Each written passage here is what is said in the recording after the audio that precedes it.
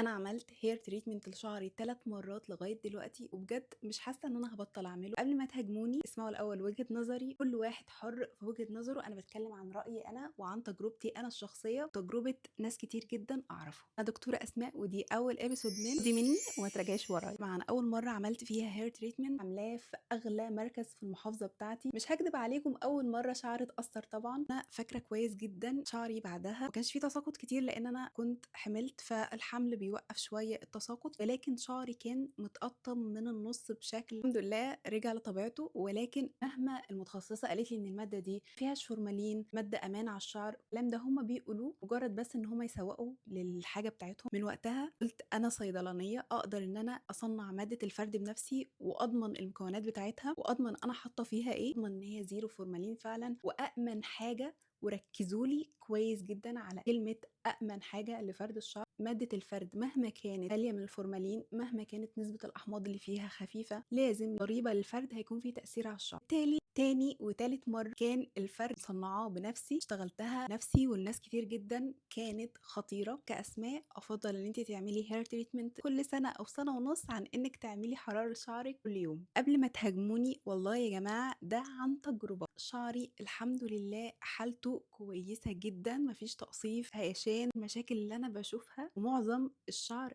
اللي بيعملوه بيدمروه بالحراره مجرد ان هم عايزين يتجنبوا ضرر البروتين. انتي عملتي هير تريتمنت لشعرك واستخدمتي حاجه للتساقط، اهتميتي بالفيتامينز بتاعتك، رطبتي شعرك كويس جدا واهتميتي بيه كأن هو بيبي، هيبقى في احسن حالاته. بشوف بنات والله العظيم مهمله في شعرهم طريقه، ومهما اقول لهم يا جماعه الشعر بيترطب كل يوم، الشعر محتاج منكم مجهود، مش عايزين يبذلوا مجهود لان النتيجه مش زي ما هم متخيلين. لو انتوا حابين ان انا اتكلم اكتر عن الهير تريتمنت، ازاي تختاري ماده مناسبه، ازاي تعتني بشعرك بعد الفرد، اكتبوا لي في الكومنتس.